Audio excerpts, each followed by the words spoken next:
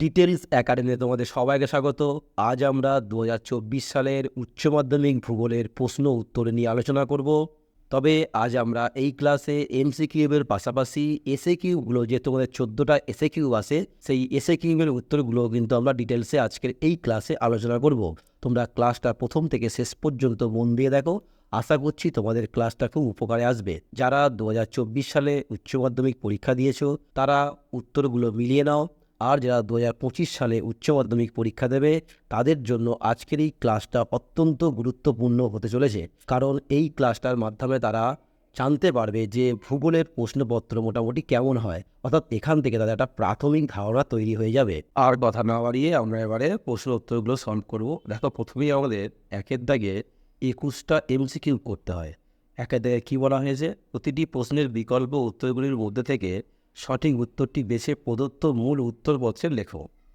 তাহলে আমাদের 21টা এমসিকিউ আসছে। একের দিকে কী বলা হয়েছে? আরোহণ বা অ্যাগ্রেডেশন প্রক্রিয়ায় গঠিত একটি ভূমিরূপ হলো। এখানে দেখো চারটে অপশান দেওয়া আছে: গ্রাইক্স, মন্থকূপ, স্ট্যাক এবং পলল ব্যজনী। যেমন গ্রাইক্স কাস্ট তন্ত্রের সৃষ্ট একটা ক্ষয়জাত ভূমিরূপ, যেমন মন্থকূপ নদীর ক্ষয়কার্যের ফলে সৃষ্ট একটা ভূমিরূপ, স্ট্যাক সমুদ্র তরঙ্গের ক্ষয়কার্যের ফলে সৃষ্ট একটা ভূমিরূপ। কিন্তু পলল ব্যজনী হচ্ছে নদীর সঞ্চয় কার্যের ফলে সৃষ্ট ভূমিরূপ। সেই হিসাবে এই পলল ব্যজনী কিন্তু নদীর সঞ্চয় কার্যের ফলে সৃষ্ট একটা ভূমিরূপ। সেই হিসাবে এই আরোহণ প্রক্রিয়ার অন্যতম ভূমিরূপ হলো পলল ব্যজনী। যে প্রথম প্রশ্নের উত্তর হচ্ছে গিয়ে ডি, পলল ব্যজনী। নেক্সট কি বলছে? পশ্চিমবঙ্গে উষ্ণ প্রস্রবণ দেখা যায়। অপশান দেওয়া আছে মানবাজারে, অপশান দেওয়া আছে বক্রেশ্বরে, অপশান দেওয়া আছে তিনধারিয়ায়, অপশান দেওয়া আছে কাঁকড়া ঝোড়ে। আর এখানে উত্তর হবে বক্রেশ্বরে। অর্থাৎ পশ্চিমবঙ্গের বক্রেশ্বরে কিন্তু হট স্প্রিং বা উষ্ণ প্রস্রবণ দেখা যায়। নেক্সট কী আছে? উন্মুক্ত সমুদ্রে বাতাস বাধাহীনভাবে যে দূরত্ব অতিক্রম করতে পারে তাকে বলা হয়, অপশান এতে দেওয়া আছে ফেজ, বিতে দেওয়া আছে সোয়াস, সিতে দেওয়া আছে ব্যাকওয়াশ, ডিতে দেওয়া আছে বাম। এটা উত্তর কী হবে? না, উত্তর এটাই উত্তর হবে ফেজ। অর্থাৎ উন্মুক্ত সমুদ্রে বাতাস বাধাহীনভাবে যে দূরত্ব অতিক্রম করতে পারে তাকে ফেজ বলা হয়। এটা কিন্তু একটা খুব গুরুত্বপূর্ণ প্রশ্ন। নেক্সট কী আছে? 4 নম্বরে মরু ক্ষয়চক্রের শেষ পর্যায়ে গঠিত সমপ্রায় ভূমিকে বলে। অপশান এতে আছে পেনিপ্লেন, অপশান বিতে আছে পেডিপ্লেন, অপশান সিতে আছে প্যান প্লেন, অপশান ডিতে আছে পেডিমেন্ট। এখানে উত্তর হবে বিয়েরটা, পেডিপ্লেন। আর যদি মরু ক্ষয়চক্র না বলে যদি নর্মাল ক্ষয়চক্র বলতো বা সাধারণ ক্ষয়চক্র বলতো তখন কিন্তু উত্তর হতো পেনিপ্লেন। নেক্সট কী আছে? একনত গঠনযুক্ত ভূমিভাগে গড়ে ওঠে। অপশান এতে আছে জাপটিরূপী জলনির্গম প্রণালী, অপশান বিতে আছে কেন্দ্র বিমুখ জলনির্গম প্রণালী, অপশান সিতে আছে কেন্দ্রমুখী জলনির্গম প্রণালী, আর অপশান ডিতে আছে অঙ্গুরীয় জলনির্গম প্রণালী। জাপটিরূপী জলনির্গম প্রণালী কিন্তু একনত গঠনযুক্ত ভূমিভাগে গড়ে উঠতে দেখা যায়। তাহলে ভি এর উত্তরটা হচ্ছে এ। নেক্সট কী আছে? 6 নম্বর প্রশ্ন, অ্যান্ডিসল এর একটি উদাহরণ হলো, এটা একটা মৃত্তিকার বর্গ, আর এই মৃত্তিকা বর্গের অন্তর্গত মৃত্তিকা হলো, অপশান এতে আছে সিরোজেম মৃত্তিকা, অপশান বিতে আছে পর্জল মৃত্তিকা, অপশান সিতে আছে ল্যাটেরাইট মৃত্তিকা, আর অপশান ডিতে আছে কৃষ্ণ মৃত্তিকা। এখানে কিন্তু অ্যান্সারটা হবে ডিএরটা, অর্থাৎ কৃষ্ণ মৃত্তিকাই হচ্ছে অ্যান্ডিসল বর্গের অন্তর্গত একটা মৃত্তিকা। নেক্সট 7 নম্বর প্রশ্নে কী বলা হয়েছে? প্রশমিত বা নিরপেক্ষ মাটির পিএইচের মান হলো। প্রশমিত বা নিরপেক্ষ বলে পিএইচের মান হবে 7। অর্থাৎ এখানে অপশান এতে 5 দেওয়া আছে, অপশান বিতে 6 দেওয়া আছে, অপশান সিতে 7 দেওয়া আছে, অপশান ডিতে 8 দেওয়া আছে। এখানে উত্তরটা কিন্তু অপশান সি অর্থাৎ 7 হবে। আর যদি 7-এর কম হতো, অর্থাৎ এই 5 কিংবা 6, 7-এর কম হলে সেখানে মৃত্তিকাটা হবে আম্লিক, এবং 7-এর বেশি হলে সেখানে মৃত্তিকাটা হবে ক্ষারকীয়। যেহেতু আমাদের প্রশমিত বা নিরপেক্ষ বলেছে, তাহলে আমাদের এখানে উত্তরটা 7 হবে, সি এরটা হবে উত্তর। নেক্সট কি? 8 নম্বরে কী বলা হয়েছে? পৃথিবীর জলবায়ুর শ্রেণীবিভাগ করেন। কে পৃথিবীর জলবায়ুর শ্রেণীবিভাগ করেন? অপশান এতে আছে জেইচ প্র্যাট, অপশান বিতে আছে এ ট্যামসলে, অপশান সিতে আছে জেসি ফারম্যান, অপশান ডিতে আছে ভি কোপেন। অর্থাৎ এখানে কিন্তু উত্তর হবে ভি কোপেন, অর্থাৎ ডি এরটা উত্তর হবে। আর এই ভি কোপেন পৃথিবীর জলবায়ুর শ্রেণীবিভাগ করেন। 9 নম্বর প্রশ্নে কী বলা হয়েছে? একটি ওজোন অণুতে অক্সিজেনের পরমাণুর সংখ্যা। আমরা জানি যে ওজনের সংকেত কি O3। O3 মানে কি 3টে অক্সিজেন পরমাণু নিয়ে গঠিত। তো অপশান এতে দেখো একটি দেওয়া আছে, অপশান বিতে 2টি দেওয়া আছে, অপশান সিতে 3টি দেওয়া আছে, অপশান ডিতে 4টি দেওয়া আছে। এখানে অ্যান্সারটা কী হবে? সি এরটা হবে অ্যান্সার 3টি। নেক্সট 10 নম্বর কোশ্চেনে কী বলা হয়েছে? শ্বাসমূলযুক্ত উদ্ভিদের একটি উদাহরণ হলো। অপশান এতে আছে গরান, অপশান বিতে আছে শাল, অপশান সিতে আছে কফি, অপশান ডিতে আছে বাবলা। এখানে কিন্তু উত্তরটা হবে অপশান এ, অর্থাৎ গোরান। এই শ্বাসমূলযুক্ত উদ্ভিদ মানে ম্যানগ্রোভ উদ্ভিদ, কিংবা আমরা বলতে পারি লবণাম্বু উদ্ভিদ। নেক্সট 11 নম্বর কোশ্চেন কী বলা হয়েছে? জীববৈচিত্র্য শব্দটি প্রথম ব্যবহার করেন, অর্থাৎ বায়োডাইভার্সিটি এই শব্দটা প্রথম ব্যবহার করেন। অপশান এতে আছে ইভি ওডাম, অপশান বিতে আছে ওয়াল্টার রোজেন, অপশান সিতে আছে নরম্যান মায়ার্স, অপশান ডিতে আছে টুজো উইলসন। অর্থাৎ এখানে উত্তরটা হবে অপশান বি, ওয়াল্টার রোজেন। এই ওয়াল্টার রোজেনই কিন্তু সর্বপ্রথম জীব বৈচিত্র্য বা বায়োডাইভার্সিটি শব্দের প্রথম ব্যবহার করেন। নেক্সট আছে 12 নম্বর, হরপা বান ফ্ল্যাশ ফ্লাড সৃষ্টির মূল কারণ হলো সুনামি। অপশান এতে আছে, অপশান বিতে আছে ভূমিধস, অপশান সিতে আছে মেঘ ভাঙা বৃষ্টি, অপশান ডিতে আছে বান ডাকা। এখানে উত্তর হবে মেঘ ভাঙা বৃষ্টি। হঠাৎ করে প্রচণ্ড বৃষ্টিপাতের ফলেই কিন্তু এই হরপা বান বা ফ্ল্যাশ ফ্লাড সৃষ্টি হয়। নেক্সট 13 নম্বর কোশ্চেনে কী বলা হয়েছে? দেখো, ভারতে কেন্দ্রীয় ধান গবেষণা কেন্দ্রটি অবস্থিত তিরুবনন্তপুরমে, অপশান বিতে আছে পুনেতে, অপশান সিতে আছে গুয়াহাটিতে, অপশান ডিতে আছে কটকে। এটা উত্তর হবে উড়িষ্যার কটকই উত্তর হবে, তার ডিএডটা এখানে উত্তর। কটকেই ভারতের কেন্দ্রীয় ধান গবেষণাগার কেন্দ্রটি অবস্থিত। নেক্সট 14 নম্বর কোশ্চেনটায় কী বলা হয়েছে? ভারতে কফি উৎপাদনে অগ্রণী দুটি রাজ্য হলো। অপশান এতে বলা হয়েছে কর্ণাটক ও কেরালা, অপশান বিতে বলা হয়েছে কেরালা ও তামিলনাড়ু, অপশান সিতে বলা হয়েছে কেরালা ও অন্ধ্রপ্রদেশ, অপশান ডিতে বলা হয়েছে কেরালা ও তেলেঙ্গানা।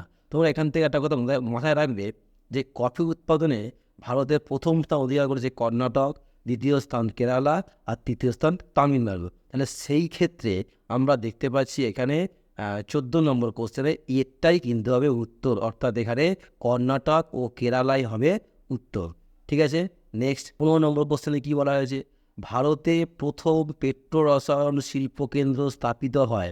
অপশান এতে মথুরায়, অপশান বিতে ট্রম্বেতে, অপশান সিতে জামনগরে, অপশান ডিতে হলদিয়ায়। এখানে কিন্তু উত্তর হবে, কিন্তু প্রথম বলেছে তাহলে উত্তরটা কী হবে? ট্রম্বেতে। আর জামনগর হচ্ছে বর্তমানে ভারতের বৃহত্তম পেট্রো রসায়ন শিল্পকেন্দ্র। নেক্সট কী আছে? XVIA কী বলেছে দেখো, ডেট্রয়েট শহরটি যে শিল্পের জন্য পৃথিবী বিখ্যাত তা হলো কাগজ শিল্প, পেট্রো রসায়ন শিল্প, জাহাজ নির্মাণ শিল্প, মোটর গাড়ি নির্মাণ শিল্প। ডেট্রয়েট শহরটা কিন্তু মোটর গাড়ি নির্মাণ শিল্পের সঙ্গে কিন্তু যুক্ত। ঠিক আছে। নেক্সট 17 নম্বর কোশ্চেনে কী বলা হয়েছে দেখো, 2013 সালে ভারতে যোগাযোগ ব্যবস্থার অন্তর্গত যে পরিষেবাটি বন্ধ করে দেওয়া হয়েছে তা হলো ডাক পরিষেবা, আজও আছে। অপশান বিতে টেলিফ্যাক্স পরিষেবা আজও আছে, অপশান সিতে টেলিগ্রাম পরিষেবা, অপশান ডিতে ইন্টারনেট পরিষেবা। দেখো ডিএডটাও কিন্তু ইন্টারনেট পরিষেবাটা কিন্তু বর্তমানে আছে। তাহলে আমরা দেখতে পাচ্ছি যে টেলিগ্রাম পরিষেবাটা কিন্তু বর্তমানে নেই, 2013 সাল থেকে এটা বন্ধ হয়ে গেছে। তাহলে এই অর্থাৎ 17 নম্বর কোশ্চেনের উত্তরটা কী হবে? সি এরটা হবে, টেলিগ্রাম পরিষেবা। নেক্সট 18 নম্বর কোশ্চেনে কী বলছে? সোনালী চতুর্ভুজ যে 4টি নগরকে যুক্ত করেছে সেগুলি হলো। অপশান এতে বলেছে গুয়াহাটি, কলকাতা, চেন্নাই, দিল্লি, বিতে বলেছে মুম্বাই, দিল্লি, ভুবনেশ্বর, চেন্নাই, সিতে বলেছে মুম্বাই, দিল্লি, কলকাতা, চেন্নাই, ডিতে বলা হয়েছে শ্রীনগর, মুম্বাই, কন্যাকুমারী আর কলকাতা। এখানে উত্তর কিন্তু হবে আমাদের সি এরটা, মুম্বাই, দিল্লি, কলকাতা এবং চেন্নাই। এই 4টে শহরের মধ্যেই চতুর্ভুজ নির্মাণ করা হয়েছে। নেক্সট 19 নম্বর প্রশ্নে কী বলা হয়েছে? জনঘনত্ব নির্ণয়ের সূত্রটি হলো। অপশান এতে বলা হয়েছে কোনো অঞ্চলের মোট জনসংখ্যা ডিভাইডেড বাই ওই অঞ্চলের মোট ক্ষেত্রমান। অপশান বিতে বলা হয়েছে কোনো অঞ্চলের মোট ক্ষেত্রমান ডিভাইডেড বাই ওই অঞ্চলের মোট জনসংখ্যাটা এসে উল্টে দেওয়া হয়েছে। অপশান সিতে বলা হয়েছে কোনো অঞ্চলের মোট জনসংখ্যা ডিভাইডেড বাই ওই অঞ্চলের মোট কার্যকরী জমির ক্ষেত্রফল। অপশান ডিতে বলা হয়েছে কোনো অঞ্চলের মোট কার্যকর জমির ক্ষেত্রফল ডিভাইড বাই ওই অঞ্চলের মোট জনসংখ্যা। এখানে অ্যান্সারটা হবে আমাদের নম্বরের প্রশ্নে এরটা কোনো অঞ্চলের মোট জনসংখ্যা ডিভাইডেড বাই ওই অঞ্চলের মোট ক্ষেত্রফল, এটাই হলো জনঘনত্ব নির্ণয়ের সূত্র। এখান থেকে তোমরা জেনে রাখো যে সি এর অপশনটা দেওয়া আছে, কোনো অঞ্চলের মোট জনসংখ্যা ডিভাইডেড বাই ওই অঞ্চলের মোট কার্যকরী জমির ক্ষেত্রফল। এটা কার সূত্র বলো তো? এটা হচ্ছে গিয়ে মানুষ জমি অনুপাতের সূত্র। এটাও তোমাদের কিন্তু এটা খুব ইম্পর্টেন্ট। নেক্সট 20 নম্বর প্রশ্ন, পাঁচমারি যে শহরের উদাহরণ তা হলো অপশান এতে বন্দর শহর, অপশান বিতে শিল্প শহর, অপশান সিতে প্রতিরক্ষা শহর, অপশান ডিতে বাণিজ্য শহর। এটা উত্তর হবে এই পাঁচমারিতে প্রতিরক্ষা শহর, অর্থাৎ সেনা নিবাস এখানে রয়েছে, অর্থাৎ সিএরটা হচ্ছে আমাদের উত্তর। নেক্সট লাস্ট প্রশ্ন 21 নম্বর প্রশ্ন, কী বলা হয়েছে দেখো, ভারতের একটি পরিকল্পনা অঞ্চলের উদাহরণ হলো অপশান এতে আছে দার্জিলিং পার্বত্য অঞ্চল, অপশান বিতে হলদিয়া অঞ্চল, অপশান সিতে সুন্দরবন অঞ্চল, অপশান ডিতে পুরুলিয়া মালভূমি অঞ্চল। এই চারটে অপশানের মধ্যে আমাদের বিয়েরটা হচ্ছে উত্তর হলদিয়া অঞ্চল, অর্থাৎ হলদিয়া হচ্ছে আমাদের ভারতের একটা ক্ষুদ্র পরিকল্পনা অঞ্চলের উদাহরণ। তাহলে সেই হিসাবে এই 21 নম্বর প্রশ্নের উত্তর হচ্ছে বিয়েরটা, অর্থাৎ হলদিয়া অঞ্চল। এবারে আমরা 2-এর দাগের এসএকিউ প্রশ্নগুলি আনসার করব। এখানে দেখো বলা হয়েছে সংক্ষিপ্ত উত্তরভিত্তিক প্রশ্নাবলী, নিম্নলিখিত প্রশ্নগুলির উত্তর দাও, বিকল্প প্রশ্নগুলো লক্ষণীয়। 14টা আমাদের এমসিকিউ করতে হয়, আর এই এমসিকিউ এর উত্তরগুলো আমি সব বলবো, তোমরা কিন্তু খাতা পেন নিয়ে বসে পড়ো এবং সেগুলো লিখে নাও। আর যারা 2025 সালে উচ্চ মাধ্যমিক পরীক্ষা দেবে তাদের জন্য তো অত্যন্ত গুরুত্বপূর্ণ, তারা অবশ্যই এই প্রশ্নের উত্তরগুলো লিখে নাও এবং তোমরা এগুলো মুখস্থ করতে শুরু করে দাও। কারণ অবজেক্টিভের কোনো সাজেশন হয় না, এগুলোই তোমাদের কোনোরকমভাবে 7 নম্বরের মধ্যেও আসতে পারে, বিভিন্ন রকমভাবে এমসিকিউ আসতে পারে। সেই জন্য তোমরা এগুলো অবশ্যই ভালো করে খাতায় লিখে নাও এবং তোমরা সেগুলোকে মুখস্থ করতে শুরু করে দাও। আর আমি খুব শীঘ্রই তোমাদের অন্যান্য সালের কোশ্চেনগুলো, যেমন 2023, 2022 এই কোশ্চেনগুলো কিন্তু আমি নিয়ে আসবো প্রশ্ন উত্তর নিয়ে। তাহলে আমরা প্রথমে 2-এর দাগে দেখো, আইতে কি বলা হয়েছে, পর্যায়ের সংজ্ঞা দাও অথবা ভাদস্তর বলতে কি বোঝায়। তোমরা এবারে উত্তরটা দেখে নাও। দেখো কি বলা হচ্ছে, পর্যায়ের সংজ্ঞায় কি বলা হচ্ছে, অবরোহণ প্রক্রিয়ায় ক্ষয় এবং আরোহণ প্রক্রিয়ায় সঞ্চয় কার্যের সম্মিলিত প্রভাবে ভূমিভাগ একটি সামঞ্জস্যপূর্ণ সাধারণ তলে বা সমতলে পরিণত হয়। আর এই সমতলে পরিণত হওয়ার এই প্রক্রিয়াকে পর্যায়ন বা ক্রমায়ন বা গ্রেডেশন বলে। অর্থাৎ অবরোহণ ও আরোহণ প্রক্রিয়ায় সম্মিলিত রূপকেই পর্যায়ন বা গ্রেডেশন বলা হয়। তোমরা এখান থেকে একটা কথা মনে রাখবে, এই পর্যায়ন বা গ্রেডেশন শব্দটা সর্বপ্রথম ব্যবহার করেন দুজন বিজ্ঞানী, স্যালিসবারি এবং চেম্বারলিন। এছাড়া গ্রেট শব্দটি সর্বপ্রথম ব্যবহার করেন জি.কে. গিলবার্ট। তোমরা কিন্তু গুলিয়ে ফেলবে না। নেক্সট অথবা দেখি বলা হয়েছে, ভাদস্তর বলতে কি বোঝায় না, ভূ অভ্যন্তরের যে অগভীর স্তরে জল জমতে পারে না, জল ধারণ ক্ষমতা থাকে না, কিন্তু কেবলমাত্র জল প্রবাহিত হতে পারে, তাকে অসম্পৃক্ত স্তর বা ভাদস্তর বলে। আমি এখানে ছবিগুলো দিচ্ছি না, কারণ 1 নম্বরের প্রশ্ন ছবি না দিলেও হবে। এবারে আমরা 2 নম্বর প্রশ্নটা পড়বো। দেখো, টম্বলো কাকে বলে অথবা রিয়া উপকূল বলতে কি বোঝো বা রিয়া উপকূল কাকে বলে। দেখো টম্বলো কাকে বলে, সমুদ্র তরঙ্গ বাহিত নুড়ি কাঁকর বালি পলি প্রভৃতি দ্বারা সৃষ্ট যে সঞ্চয়িত বাঁধ মূল ভূখণ্ড ও নিকটবর্তী কোনো দ্বীপকে কিংবা সমুদ্রে অবস্থিত দুটি দ্বীপকে পরস্পর যুক্ত করে, সেই বাঁধকেই বলা হবে টম্বলো। অর্থাৎ সমুদ্রের অবস্থিত দুটো দ্বীপকে যে বাঁধ যুক্ত করবে কিংবা মূল ভূখণ্ডের সঙ্গে সমুদ্রে প্রসারিত কোনো দ্বীপকে যে বাঁধ যুক্ত করবে তাকেই কিন্তু টম্বলো বলে। এটা খুব ইম্পর্টেন্ট প্রশ্ন, প্রায় দেখা যায় এই প্রশ্নটা আসতে। যেমন ভারতের মান্নার উপসাগরে একটি টম্বলো আরব সাগরে অবস্থিত হেয়ার দ্বীপকে যুক্ত করেছে। অথবা কি বলা হয়েছে, রিয়া উপকূল কাকে বলে। রিয়া একটা স্পেনীয় শব্দ। রিয়া বলতে নদী উপত্যকার নিমজ্জিত অংশকে বোঝায়। উপকূলে অবস্থিত উচ্চ পার্বত্য অঞ্চল বা নদী উপত্যকা অবনমিত হয়ে সমুদ্র গর্ভে নিমজ্জিত হলে তাকে রিয়া উপকূল বলে। যেমন স্পেনের পশ্চিম উপকূল, অর্থাৎ মোটামুটি আমরা যেটা বুঝব, নদী উপত্যকা, পার্বত্য অঞ্চলের নদী উপত্যকা যখন সমুদ্রে নিমজ্জিত হবে তখন যে উপকূলের সৃষ্টি করবে তাকে বলা হবে রিয়া উপকূল। নেক্সট 3 নম্বর প্রশ্নে কি বলা হয়েছে দেখো, উপত্যকার মধ্যে উপত্যকা অর্থাৎ ভ্যালি ইন ভ্যালি সৃষ্টির কারণ উল্লেখ করো। এখানে কিন্তু অথবা দেওয়া নেই, এই প্রশ্নের উত্তরটাই তোমাদের করতে হবে।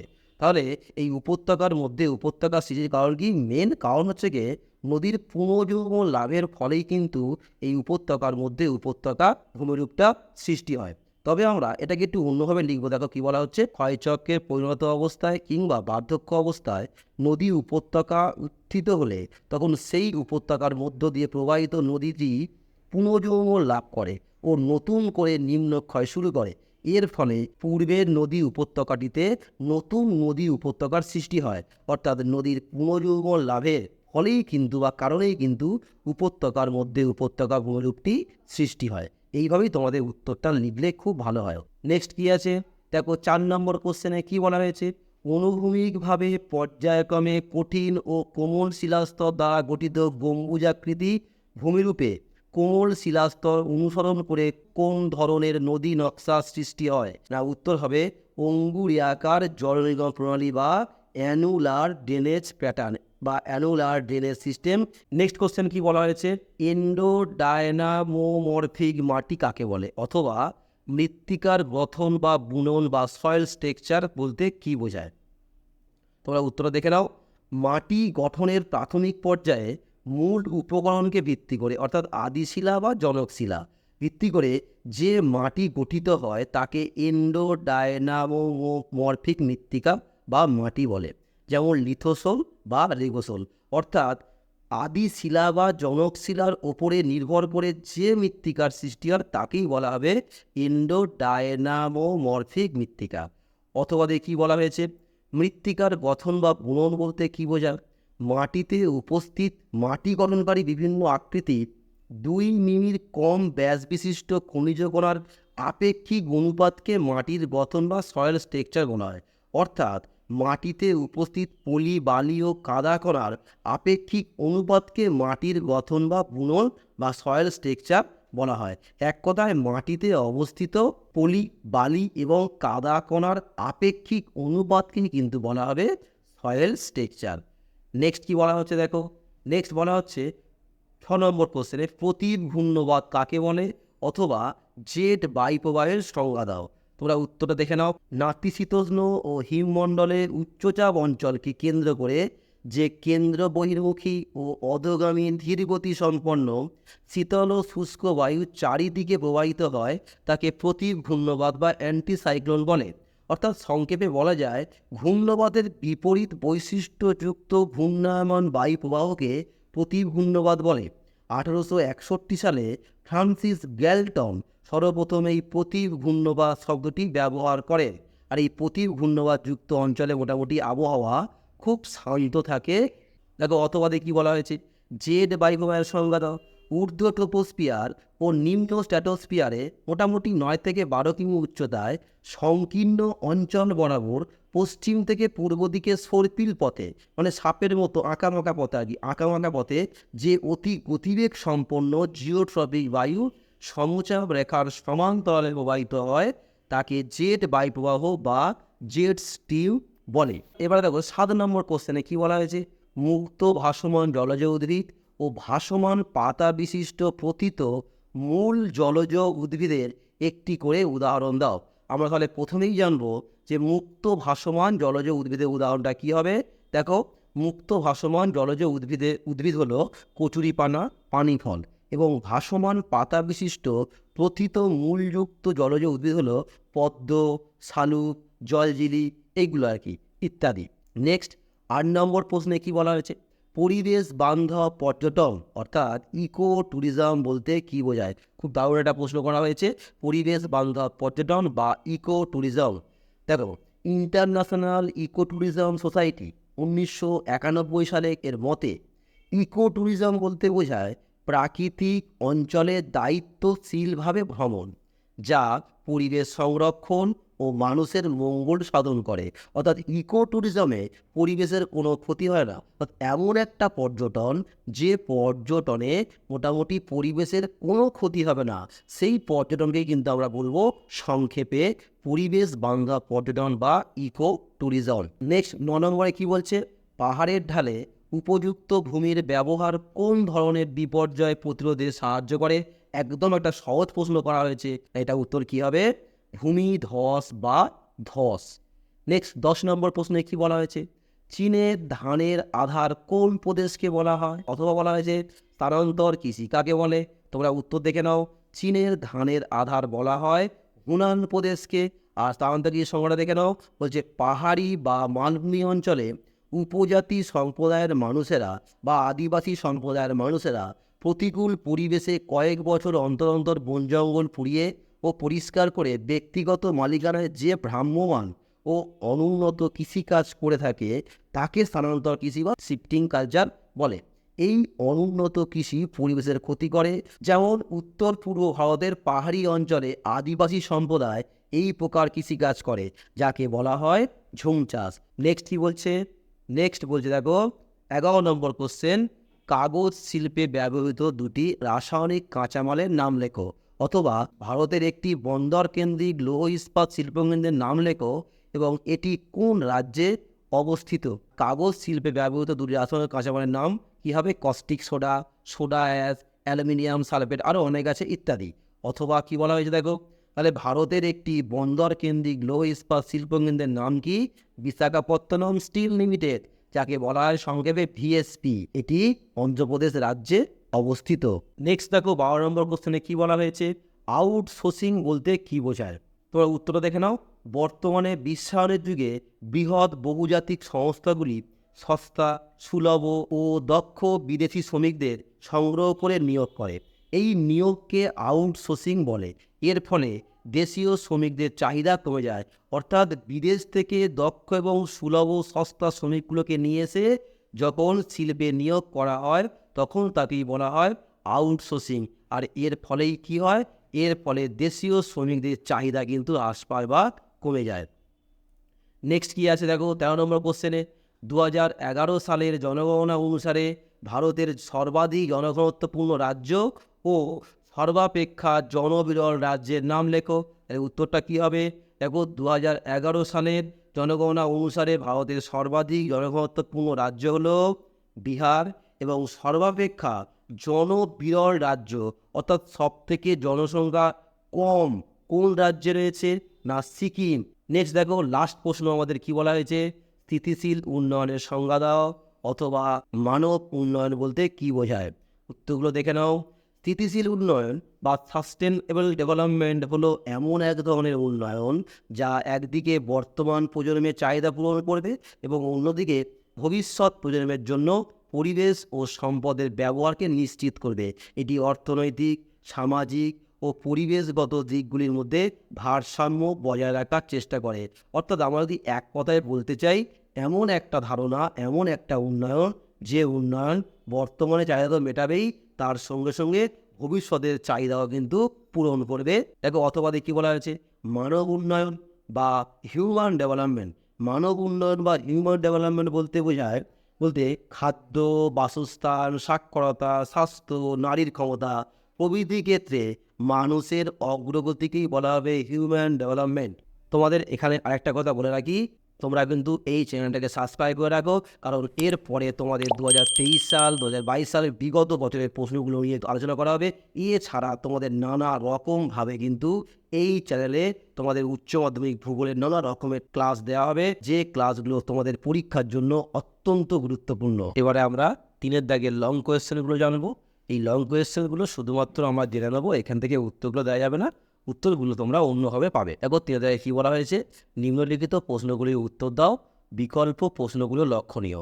তোমরা নিশ্চয়ই জানো যে তোমাদের বর্তমানে 7 নাম্বার করে 5টা লিখতে হয় 35 নাম্বারে, ঠিক আছে?